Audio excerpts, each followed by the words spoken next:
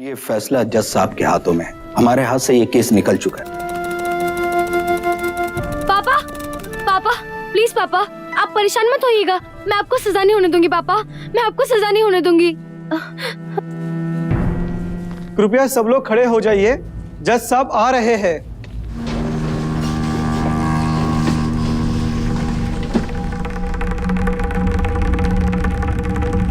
Mister Arvind Khemchand और राज्य सरकार के बीच इस मुकदमे में सारे सबूतों को देखने के बाद और सारे गवाहों को सुनने के बाद पिछली तारीख में अदालत ने अपना फैसला सुरक्षित रख लिया था।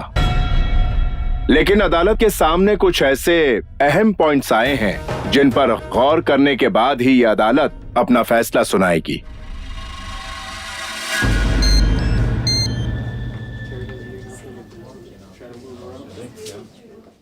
आखिरी मौका है, अगर अपने पापा की अच्छी बेटी हो तो मेरा कहा मान लो, वरना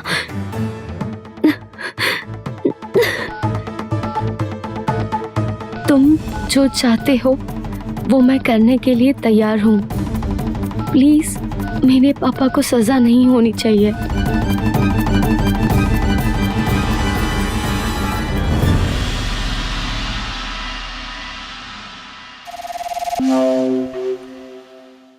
सारे सबूतों और गवाहों को मद्देनजर रखते हुए यह अदालत इस नतीजे पर पहुंची है कि मिस्टर अरविंद खेमचंद पर लगाए गए सारे इल्जामात गलत हैं, बेबुनियाद हैं। इसलिए यह अदालत उन्हें बाइज्जत बरी करती है।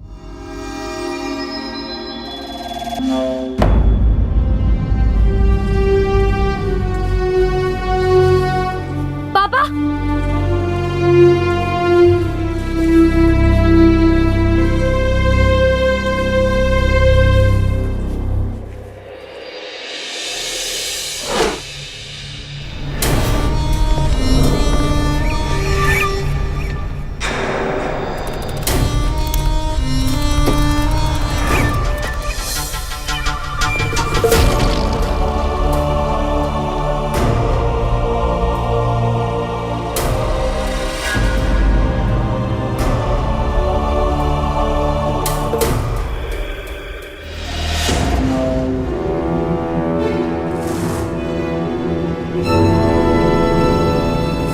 हम सभी जानते हैं कि भ्रष्टाचार हमारे समाज में लगा एक ऐसा दीमक है जिसकी चपेट से शायद हर दूसरा इंसान जूझ रहा है।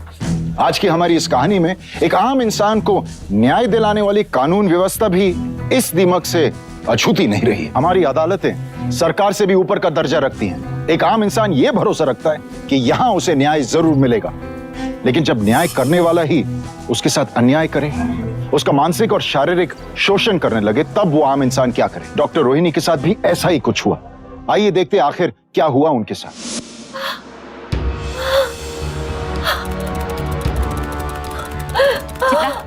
फौरन ऑपरेशन की तैयारी करो, पेशेंट की हालत काफी नाजुक। इनके साथ कोई है? इनके सास और पति बाहर हैं। I'll see. Quick, fast.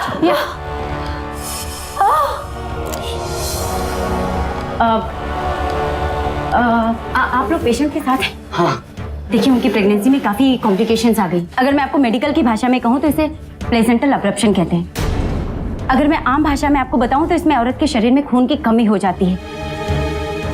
अगर वक्त रहते प्रेगनेंसी टर्मिनेट नहीं की गई तो उसकी जान को खतरा हो सकता है। I am really sorry to say, हमें उनका अबॉर्शन करना पड़ेगा। ये क्या बोले हैं डॉक्टरनी? अबॉर्शन करना पड़ेगा? ये बच्चा हमारे घर का चिराग है, समझी? और तू उसको मारने की बात करती है? देखिए माँ जी, हमें आपकी बहू की जिंदगी बचाने के लिए ये सब करना होगा। ये सब हमारे को नहीं मालूम है। बस मेरे को तो पोता लाके मेरी गोदी में डाल दे। आप तो पेशेंट के पति हैं। मैं एक डॉक्टर होने के नाते आपके आगे हाथ जोड़कर रिक्वेस्ट करती हूँ कि आप अपनी माँ जी को समझाइए और फॉर्म पे साइन कर दीजिए। नहीं नहीं बेटा, कोई साइन नहीं करना। नहीं, हम हमारी बहू को यहाँ से ले जाएंगे। मैडम, पेशेंट की हालत बहुत सीरियस है, बहुत ज्यादा ब्लीडिंग है। चल बेटा, चल चल चल, हमारे को ले चल।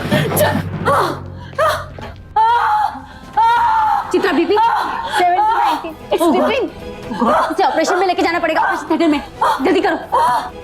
और देखिए, आप सोचने में वक्त बर्बाद मत कीजिए, जल्दी से फॉर्म साइन कर दीजिए। अरे मना करा ना, साइन नहीं करेंगे, हमें नहीं रखना है ना। तुम डिस्चार्ज पेपर पे साइन कर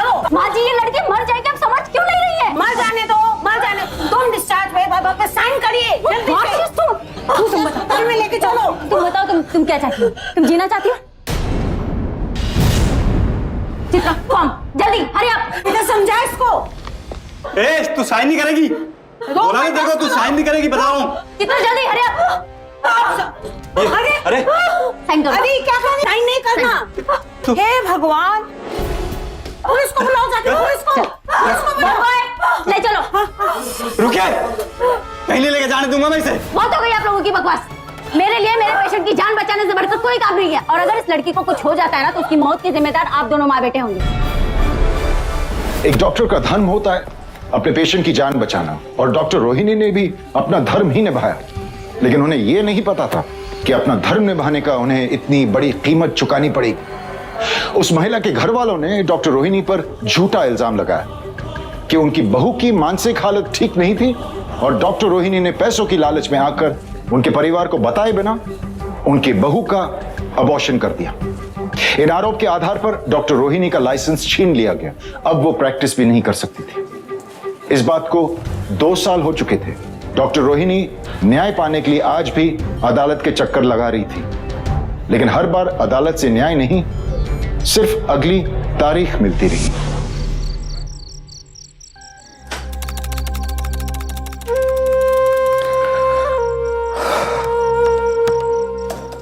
खुशी सो गई? सो गई। तुम क्या इतनी रात को अकाउंट्स लेकर बैठी हो? सब कुछ खाली हो गया है, कुछ भी नहीं बचा। अमित, अगर आप मुझे 1.5 लाख रुपए दे देते तो मैं इस महीने की स्टाफ की सैलरी और क्लिनिक का रेंट दे देती। मैं रोहिणी, कब तक तुम उन लोगों को बिना किसी काम के सैलरी देती रहोगी? जब तक कोर्ट का फैसला नहीं आ जाता। रोहिणी, 2 साल हो चुके, कोई फैसला नहीं आया, कुछ नहीं हुआ, और ऊपर से जिस औरत की तुमने जान बचाई थी वो भी तुम्हारे खिलाफ गवाही दे चुकी। I know. I'm really sorry. बस एक बार, अगर इस बार कोर्ट का फैसला नहीं आया ना, तो मैं स्टाफ से कह दूंगी कि वो लोग कहीं और जॉब देख लें, कोई दूसरी क्लिनिक। लास्ट टाइम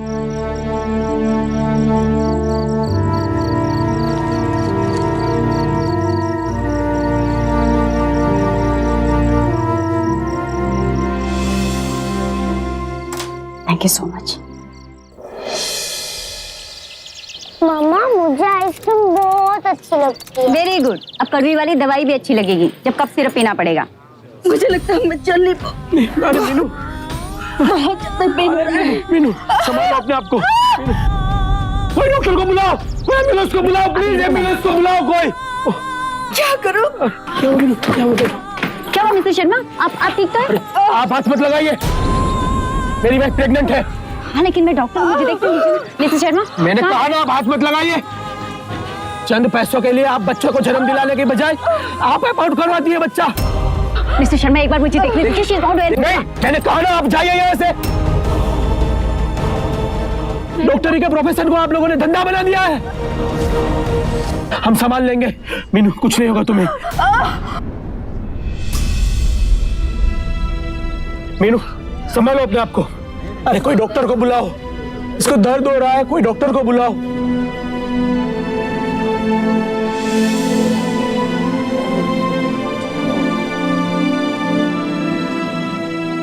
मम्मा, ये सब क्या हो रहा है? कुछ नहीं बेटा, बस ऐसे ही। आप यहीं रुकिए, मामा को एक फोन करना है। हेलो, सिटी हॉस्पिटल जी, यहाँ पर एक एम्बुलेंस भेज दीजिए जी। चंद्रकांत शर्मा, 302 आजाद कॉलोनी। थोड़ा जल्दी कीजिएगा प्लीज। Thank you. सेविका, मेरी समझ में नहीं आ रहा और कितना टाइम लगेगा यार। मैं एक डॉक्टर होके किसी का इलाज नहीं कर सकती। मेरी असिस्टेंट इस केस की खुद आई विटनेस है, उसने गवाही भी दी। उसके बावजूद इतना टाइम क्यों लग रहा है?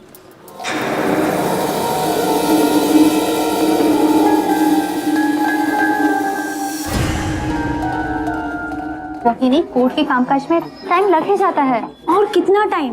2 साल का वक्त कम थोड़ी ना होता। यार तुम अच्छी तरह से जानती हो मेरी फाइनेंशियल कंडीशन कितनी बुरी हो चुकी, क्लिनिक बेचने की नौबत आ गई। मेरी कुछ समझ में नहीं आ रहा क्या। रोहिणी, वैसे भी सारी गवाहियां हो चुकी हैं और देखना अगले हफ्ते तक फैसला भी आ जाएगा। रोहिणी, मेरी एनिवर्सरी मत भूलना। अगले संडे को एक छोटी सी पार्टी रखी है और तुम्हें और अमित को जरूर आना है। लो पानी पियो। देखना फैसला तुम्हारे हक में ही आएगा। I hope so. तो आ रही हो ना संडे को? कोशिश करूंगी।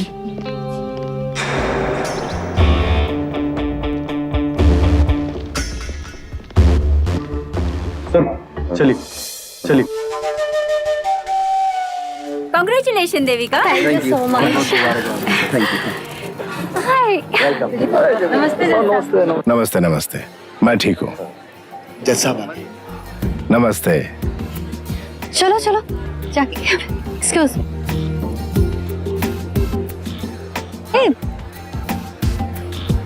चित्रा, अमित मैं एक मिनट आई। सर नमस्ते। नमस्ते, कैसे हैं आप लोग? हाय चित्रा। हाय, कैसी हो तुम? मैं अच्छी हूँ, आप? मुझे तुम्हें खुशखबरी देनी थी। क्या? अगले हफ्ते कोर्ट का फैसला आ जाएगा। वाह, ये तो बहुत अच्छी खबर सुनाई आपने। लेकिन उससे पहले मैं तुम्हें धन्यवाद देना चाहती हूँ। अगर तुमने गवाही नहीं दी होती तो फिर मुमकिन नहीं होता। Thank you so much Chitra.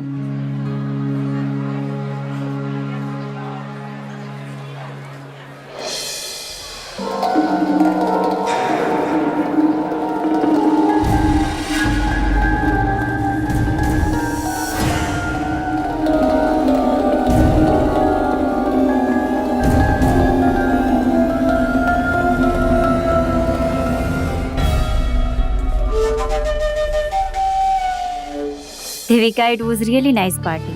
Thank you so much. We enjoyed a lot. बहुत अच्छी अरेंजमेंट की है।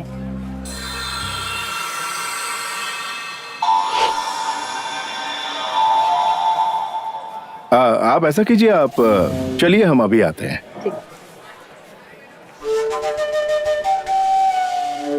Is that? Don't tell me. अच्छा देविका, अब हम चलते हैं। बाय द वे, पार्टी बहुत अच्छी थी। Thank you so much. Excuse me, हमें ऐसा क्यों लगता है कि आपको पहले भी कहीं देखा है? जी सर, वो सर आपने कोर्ट में ही देखा होगा। इनका एक केस चल रहा है और मैं ही इनकी लॉयर हूँ। सर, ये डॉक्टर रोहिणी है नमस्ते सर। और ये इनके पति doctor Amit. Oh, hello doctor, how are you? Rohini, ये जज प्रकाश सिंह है। बाय द वे, केस क्या है आपका? जी वो सर, डॉक्टर रोहिणी ने एक औरत को प्रेगनेंसी के दौरान मरते मरते बचाया, लेकिन उसके ससुराल वालों ने इल्लीगल अबॉर्शन का झूठा केस डाल दिया। अरे दिस इज नॉनसेंस। देखिए, आप बिल्कुल भी चिंता मत कीजिए। एक जज होने के नाते मैं आपकी कोई मदद तो नहीं कर सकता, क्योंकि वो सब गलत होगा। Thank you. लेकिन आपसे एक बात कहना चाहता हूँ, हमें अपने देश की जुडिशियल सिस्टम पर पूरा भरोसा है। कभी भी किसी सही आदमी के साथ अन्याय नहीं होता। आपको जस्टिस जरूर मिलेगा। Thank you sir. सर, अगले हफ्ते ही फैसला आने वाला है और मुझे पूरी उम्मीद है कि फैसला रोहिणी के हक में ही आएगा। बिल्कुल ऐसा ही होना चाहिए। मेरी शुभकामनाएं आपके साथ हैं बेटा। Thank you sir.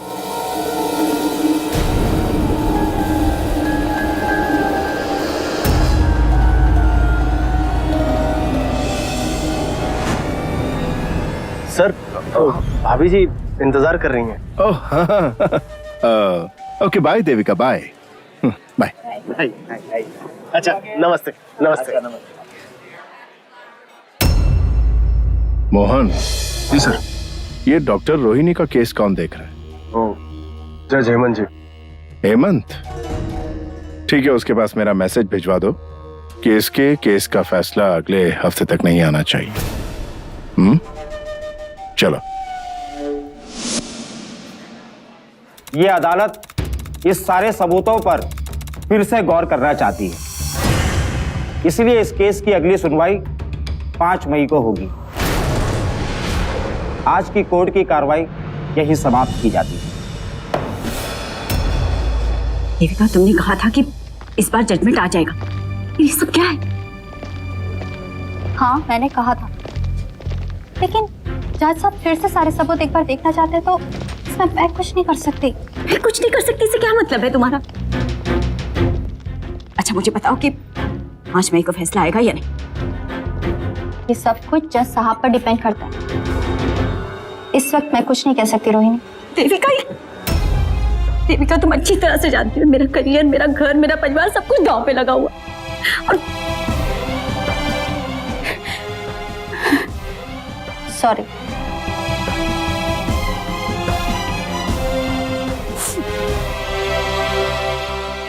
क्या है? मोबाइल है।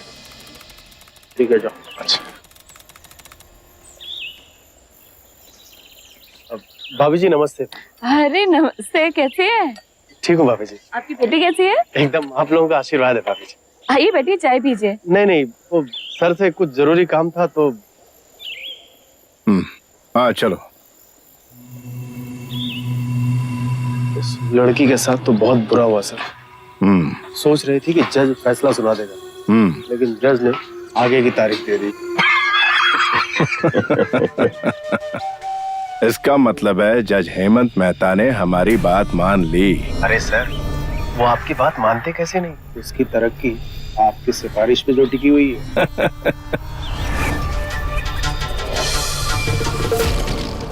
सुनो, इस बार भी होटल का स्वीट ही बुक कराना। उस औरत की ऐसी हालत हो जानी चाहिए कि मदद के बदले वो हमारी हर बात मान ले। ठीक है सर, आप जैसा करें वैसा। ठीक है।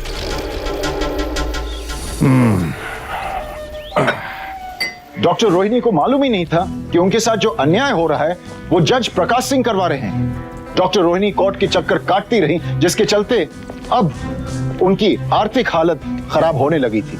साथ ही उनका क्लिनिक बंद करने की नौबत भी आ गई थी। आप सबने पिछले 2 सालों से मेरी बहुत मदद की, लेकिन आज आपको देने के लिए मेरे पास सैलरी तक नहीं है। मजबूरी में कहना पड़ रहा है कि आप लोग कहीं और नौकरी ढूंढ लीजिए। आई एम रियली सॉरी।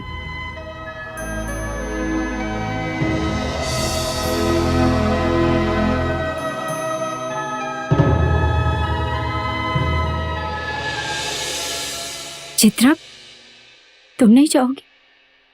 नहीं, सैलरी मिले या ना मिले, मैं आपके साथ हूँ डॉक्टर रोहिणी। चित्रा, जिन लोगों को मैंने अपने पॉकेट से सैलरी दी,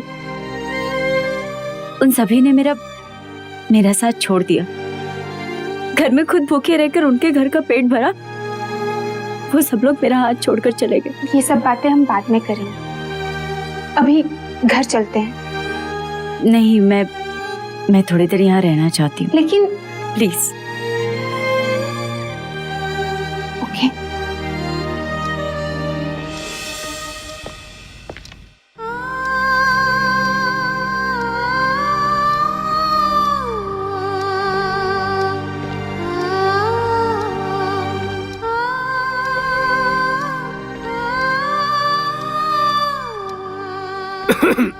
आप चाहें तो अपने क्लिनिक को ताला लगने से बचा सकती हैं। जी, आप। नमस्कार, मुझे जज प्रकाश सिंह जी ने भेजा है। प्रकाश सिंह जी वही ना जिन्हें हम देविका की पार्टी में मिले थे? जी जी, बिल्कुल करेक्ट पहचाना आपने। जी, आइए बैठिए। जी जी, धन्यवाद। जी, कहिए कैसे आना हुआ आपका? जज साहब आपके लिए बहुत दुखी हैं। कह रहे थे कि सही होते हुए भी फैसला आपके फेवर में नहीं आया। वो आपकी मदद करना चाहते हैं। मदद कैसे? कैसे, कब, कहाँ, ये तो वही बता सकते हैं। मैं तो सिर्फ आपसे इतना पूछना चाहता हूँ कि वो मदद करेंगे तो उसके बदले में आप उनकी क्या मदद करेंगे? मैं आपका मतलब नहीं समझी। मैं भला उनकी क्या मदद कर सकती हूँ? देखिए, हमारे जज साहब बड़े सच्चे, शरीफ और सीधे इंसान हैं। वो तो रिश्वत को हाथ भी नहीं लगाते हैं। अच्छा, दिलचस्पी है तो आप में। बस आपको छोटी सी कंप्रोमाइज करनी होगी, बस। क्या कहा आपने? क्या रोहिणी जी, आप इतनी पढ़ी लिखी हैं, इंटेलिजेंट हैं, समझदार हैं। सबसे बड़ी बात तो आप इतनी खूबसूरत हैं। आपको ये समझ में बात नहीं आती कि कंप्रोमाइज क्या होता है? मैं तो कहता हूँ आप अपनी खूबसूरती का इस्तेमाल कीजिए। आप है ना, जज साहब को आप खुश कर दो और जज साहब आपको खुश कर देंगे। बस एक रात की बात है। ओह, क्या कहा आपने? दोबारा से एक बार कहेंगे? सिर्फ एक रात की बात है। Out! I said get out! तूने जज साहब को मना किया? हाँ? जानती हो अब क्या होगा? तुम्हारे इस हॉस्पिटल का लाइसेंस कैंसिल हो जाएगा। डॉक्टर होते हुए भी किसी भी मरीज का इलाज नहीं कर पाओगी। देखना, तू समझ गई? जो करना है कर लेना, चले जाओ यहाँ से। रोहिणी, अरे यहाँ क्यों बैठी हो अंधेरे में? देखना, सारा अंधेरा कर रखा है तुम।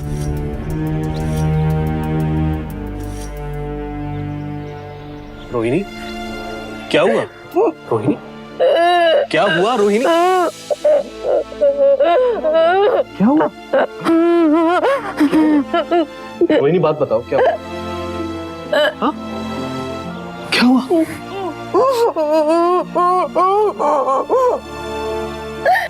क्या हुआ? क्या हुआ? हाँ?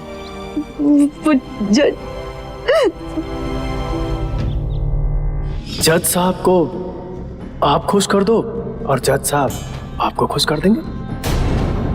बस एक रात की बात है। What? उस जज ने तुमको? रोना बंद करो तुम। और हमें कोई केस वेस नहीं लड़ना। जितना इनजस्टिस हमारे साथ होना था हो चुका। हमारा क्लिनिक बंद हो गया। It's okay. थोड़ा कर्जा है ना हमारे ऊपर, हम चुका देंगे। मैं कमा रहा हूँ, मैं काम कर रहा हूँ ना। हाँ, सब ठीक हो जाएगा। अमित, ये सिर्फ पैसे या क्लिनिक बंद होने की बात नहीं। मुझ पे जो झूठा आरोप लगा, मुझे गलत साबित किया गया। तो तुम क्या चाहती हो? अपने सच्चाई को साबित करने के चक्कर में तो जज के साथ सोच।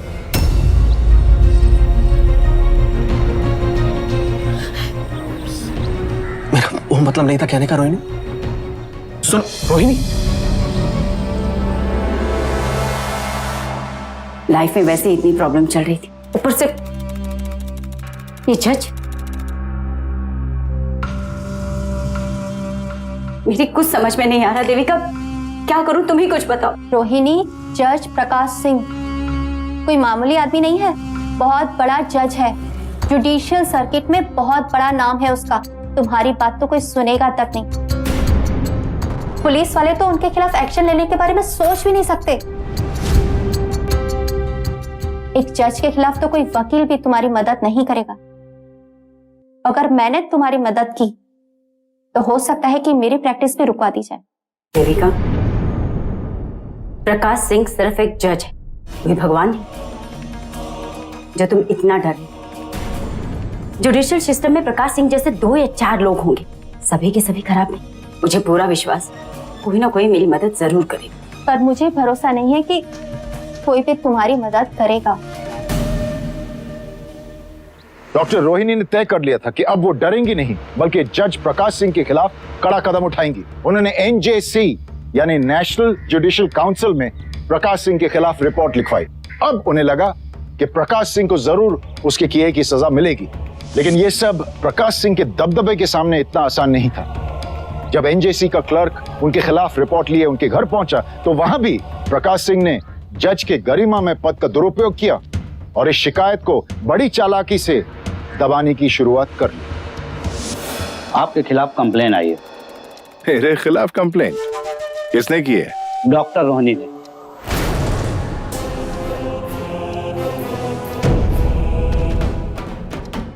ऐसा कीजिए, इन्वेस्टिगेशन यही रोक दीजिए। पैसा आप लोगों के घर पहुंच जाएगा। पर सर, मैं ऐसा नहीं कर सकता। मुझे कंप्लेन आगे फॉरवर्ड करनी ही होगी।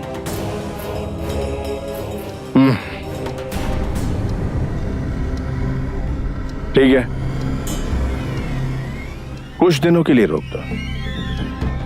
कुछ दिनों के बाद डॉक्टर रोहिणी अपनी कंप्लेंट खुद ब खुद वापस ले लेगी। तुम्हारे खिलाफ करप्शन के केसेस आए हैं कोर्ट में। सर सब गलत इल्जाम है, मैंने कुछ नहीं किया सर। सारे सबूत तुम्हारे खिलाफ हैं, लेकिन हाँ, उन सबूतों को मैं नजरअंदाज कर सकता हूँ। Thanks sir. लेकिन मेरी एक शर्त है। क्या? मैंने क्या किया है? इंस्पेक्टर साहब, आप इन्हें अरेस्ट क्यों कर रहे हैं? मर्डर किया इन्होंने, मर्डर। मर्डर? मैंने कोई मर्डर नहीं किया। अमित, ये हिट एंड रन का केस है। अपनी कार से एक्सीडेंट किया, मारा है उसे तूने और भाग गया वहां से। अमित, ये मेरी गाड़ी से कोई एक्सीडेंट नहीं हुआ है। मैंने कोई मर्डर नहीं किया है। आई विटनेस है मेरे पास, वहां सिग्नल पे खड़ा हुआ भिखारी। ये मुझे फंसाया जा रहा रोहिणी, मैंने कुछ नहीं इंस्पेक्टर साहब, आप ही गलत कर रहे हैं। सही गलत का पार्ट हमें मत सिखाओ मैडम, वो पुलिस स्टेशन में आगे बात करना। ले चलो रे से। चुप कर, पुलिस स्टेशन में बात करना बोला तेरे को मैं। पकड़ से। आप मेरी बात सुनिए। एक सेकंड मेरी बात। खुशी, खुशी चुप हो जाओ। देखो, चल खुशी, मेरी बात सुनिए। खुशी, तुम यहाँ बैठो, मम्मी अभी आ रही, बेटा यहाँ बैठो। मेरी बात सुनो। मैंने कुछ नहीं किया। मेरी बात इंस्पेक्टर साहब, मेरी बात सुनिए। मैंने कुछ नहीं किया। मैं बता रहा हूं तूने क्या किया। बैठ अंदर। मेरी बात सुनिए। इंस्पेक्टर साहब, मेरे पति को छोड़ दीजिए। उन्होंने कुछ नहीं किया, उन्होंने कुछ नहीं किया। मेरे पति को फंसाया जा रहा है, प्लीज उनको छोड़। इंस्पेक्टर साहब, हमें फंसाया जा रहा है। मेरे पति ऐसा नहीं कर सकते, उन्होंने ऐसा कुछ नहीं। जज प्रकाश सिंह ने न सिर्फ अमित को झूठे केस में फंसाकर जेल भिजवा दिया, बल्कि उसकी जमानत तक नहीं होनी थी। 2 साल से रोहिणी का क्लिनिक बंद होने की वजह से सिर्फ अमित की कमाई पर घर चल रहा था, लेकिन अब वो रास्ता भी बंद हो चुका था और जज प्रकाश सिंह ने हर तरह से रोहिणी पर दबाव बनाए रखा था ताकि वो अपनी की गई शिकायत वापस ले ले। रोहिणी की हालत वाकई में बहुत बुरी होती जा रही थी। बैंक का लोन चुकाना तो दूर, घर खर्च के लिए भी उसे अपनी ज्वेलरी तक बेचनी पड़ी। मैम, पिछले 6 महीने से आपका बैंक का EMI बाकी है। हमारी थोड़ी सी पर्सनल प्रॉब्लम चल रही है, हम जितने जल्दी हो सकेगा पैसे भर देंगे। मैम, बैंक को किसी के पर्सनल प्रॉब्लम से मतलब नहीं है, अपने पैसों से मतलब होता है। मैं जानती हूँ, लेकिन सॉरी मैम, अगर आपने EMI जल्दी नहीं भरा तो बैंक ये घर अपने कब्जे में ले लेगा। देखिए, इस घर के अलावा मेरे पास और कुछ नहीं बचा। मेरी एक छोटी सी बेटी है, उसे लेकर कहाँ जाऊंगी? इसके पहले भी हम आपको 2 बार नोटिस दे चुके हैं। अभी भी आपके पास 2 हफ्ते का समय है। या तो आप EMI भर दीजिए, नहीं तो आपको ये घर खाली करके जाना होगा। चलिए। आप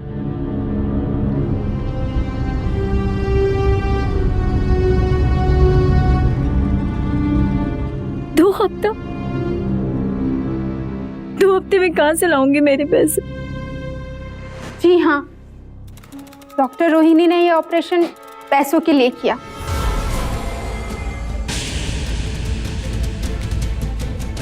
माँ और बच्चे दोनों की जान बच सकती थी, लेकिन डॉक्टर रोहिणी ने पैसों के लिए एक बच्चे को पैदा होने से पहले ही मार दिया।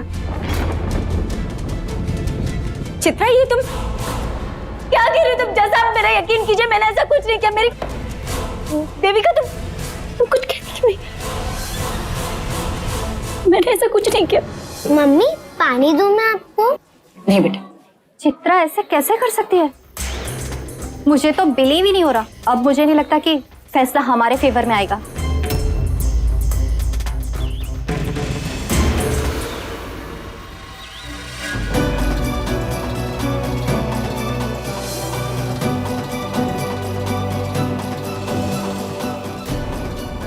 आई एम सॉरी मैम, मैंने जो कुछ भी कहा अपनी फैमिली के लिए। आई होप आप समझेंगी। तुम्हें पता है अमित जेल में है और तुम्हारे इस स्टेटमेंट से रोहिणी को भी जेल हो सकती है। सोचो, इनके ना रहने पर इनकी बच्ची का क्या होगा?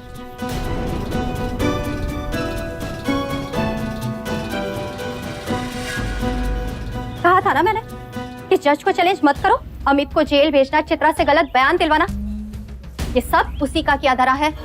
तो क्या करती हूँ? बताओ क्या करती हूँ? हाँ, मेरी समझ में नहीं आता देविका, तुम ये कह भी कैसे सकते? एक औरत होकर तुम ये कहना चाहती हो कि उस जज के आगे मैं झुक जाऊं? चलो बेटा। मम्मा क्या हुआ? कुछ नहीं बेटा, कुछ नहीं। संभालो अपने आप को। ये सब कुछ मेरी वजह से हुआ। मैं हिम्मत से काम ले, कोई ना कोई रास्ता जरूर निकलेगा इस मुसीबत से निकलने का। जज साहब को आप खुश कर दो और जज साहब आपको खुश कर देंगे। बस एक रात की बात है। हाँ,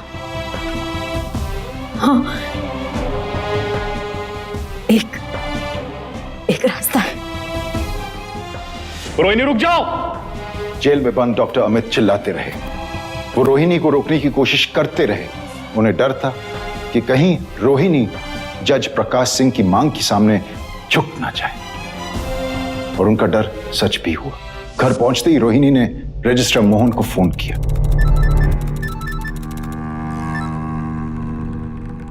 हेलो। मैं रोहिणी, मैं तैयार हूँ अपने एनजीसी से रिपोर्ट वापस लेने के लिए। तो अब आया है ऊंट पहाड़ के नीचे। डॉक्टर रोहिणी, बड़ी जल्दी मान गई आप। देखिए प्लीज, वो अब सिर्फ केस वापस लेने से काम नहीं चलेगा रोहिणी जी। आप समझ रही है ना मैं क्या कहना चाह रहा हूँ? आपकी एक कीमती रात हमारे जज साहब को चाहिए। ठीक, मगर मेरे पति तो छूट जाएंगे ना। आपके पति भी जेल से छूट जाएंगे और आप लोगों के खिलाफ जो केस चल रहा है ना, उसका फैसला भी आप लोगों के फेवर में आ जाएगा। ठीक है, रखता हूं।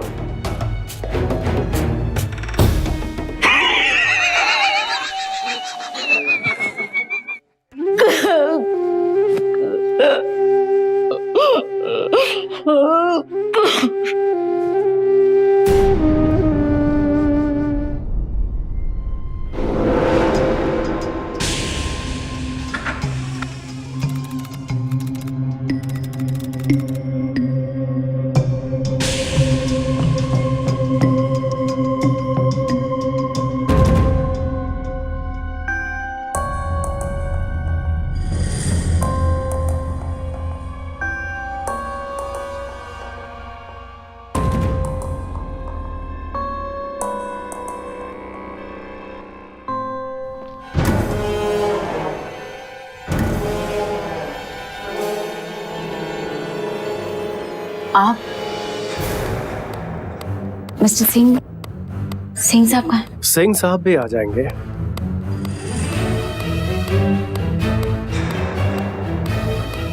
पहले हमें तो खुश कर दो। बहुत मेहनत की है तुम्हारे लिए। क्या कह रहे हैं आप? अच्छा, तू मेरे साथ नखरे दिखा रही है? एक मिनट रुक, मैं ना जज साहब को फोन करता हूँ और कहता हूँ कि वो ना आए। नहीं, जज साहब को फोन मत कर।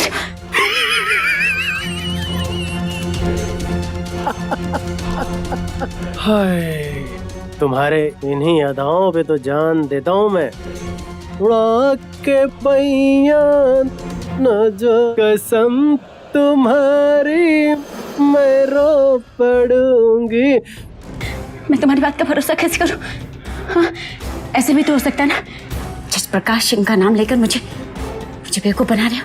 हाँ, तुम तो सिर्फ रजिस्ट्रार हो ना, कोर्ट के फैसले में क्या कर सकते हो? अच्छा, बताओ मैं क्या कर सकता हूँ? बताओ, अभी बताता हूँ। एक मिनट जज साहब से बात कराता हूँ, ठीक है?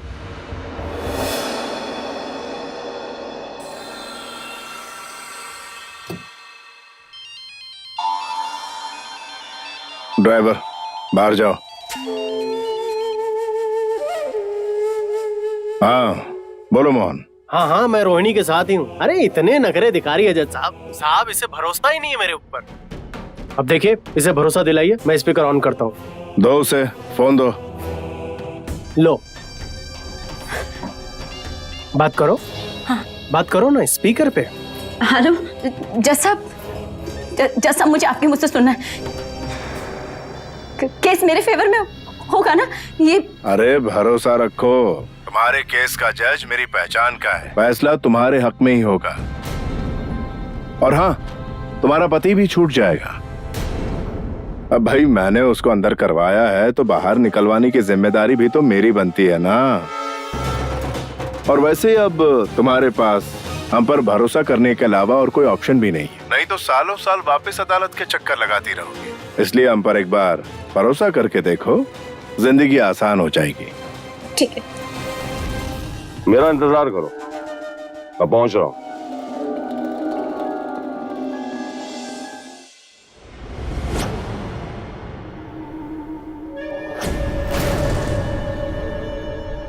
ये क्या है? साली कैमरा रखती है। मैं तुझे बताता हूं।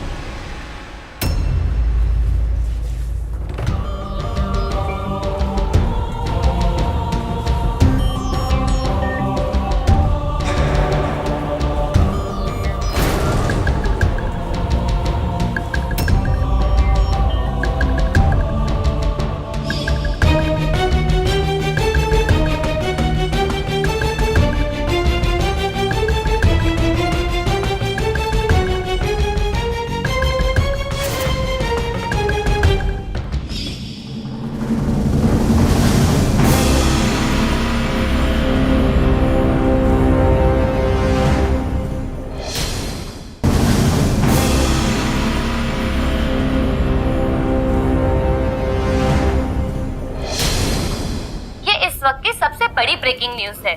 जज प्रकाश सिंह और उनके रजिस्ट्रार मोहन पांडे पर किया हुआ ये स्टिंग ऑपरेशन डॉक्टर रोहिणी ने किया है।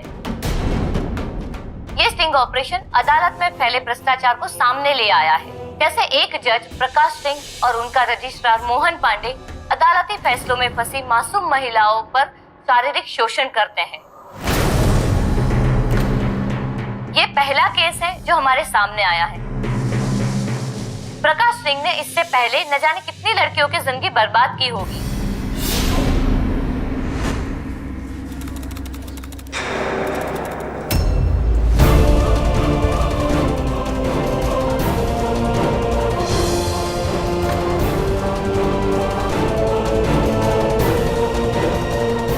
इस आदमी ने जज की कुर्सी पर बैठकर न्याय के बदले औरतों का शोषण किया है। अब यही अदालत इसे सजा देगी। हाँ, फिक्र मत कीजिए। ये जो आवाज इन लोगों ने रिकॉर्ड की है वो मेरी नहीं है। मेरे खिलाफ साजिश की जा रही है, फंसाया जा रहा है मुझे। ये झूठ बोल रहे हैं सर। ये आवाज इन्हीं की। उससे पहले भी इन्होंने बहुत सारी लड़कियों की मजबूरी का फायदा उठाकर उनका शारीरिक शोषण किया। एक तरह से कहा जाए तो उनका बलात्कार किया है।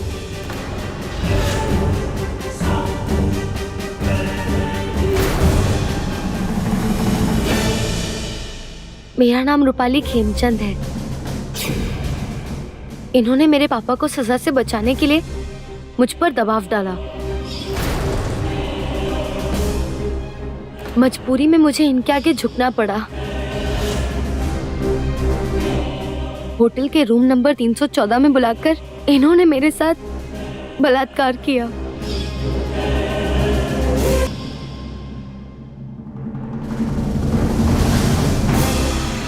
3 जजों की इंक्वायरी कमेटी ने अपनी रिपोर्ट सबमिट की। प्रकाश सिंह को दोषी पाकर उन्हें जज के पद से हटा दिया गया। यही नहीं, उन पर भ्रष्टाचार के आरोप भी लगाए गए। जज हेमंत मेहता और वो पुलिस इंस्पेक्टर जिसने डॉक्टर रोहिणी के पति पर झूठा केस बनाया था, उन दोनों को भी सस्पेंड किया गया। नेशनल क्राइम रिकॉर्ड ब्यूरो के आंकड़ों के मुताबिक सन 2011 में सेक्सुअल हैरेसमेंट के 8,570 केसेस रिपोर्ट किए गए, लेकिन शारीरिक शोषण की शिकार 91% महिलाएं इस बारे में कई कारणों की वजह से शिकायत तक नहीं करती। डॉक्टर रोहिणी की कोशिशें आखिरकार सफल हो गई, लेकिन इस केस में एक ऐसा भी समय आया था जब सारे हालात डॉक्टर रोहिणी के खिलाफ हो गए थे। वो बिल्कुल अकेली पड़ गई थी, लेकिन फिर भी उन्होंने हार नहीं मानी। आज हमारे समाज को डॉक्टर रोहिणी जैसी औरतों की जरूरत है ताकि सही को न्याय और गलत को सजा मिले। सावधान इंडिया डॉक्टर रोहिणी जैसी औरतों को सलाम करता है और साथ ही आप सबसे अपील करता है कि प्रकाश सिंह जैसे कुछ गलत लोगों की वजह से न्यायपालिका से अपना भरोसा ना उठाएं। यहां प्रकाश सिंह जैसे कुछ गिने चुने लोग हैं, लेकिन ईमानदारी से अपना फर्ज निभाने वाले लोगों की संख्या कई ज्यादा है। याद रखिए, इसी न्यायपालिका ने प्रकाश सिंह को सजा दिलाकर डॉक्टर रोहिणी को न्याय दिलाया। इसी ख्याल के साथ मैं आपसे विदा लेता हूं। कल ऐसी ही घटना लेकर फिर मुलाकात होगी। तब तक खुश रहिए, सुरक्षित रहिए।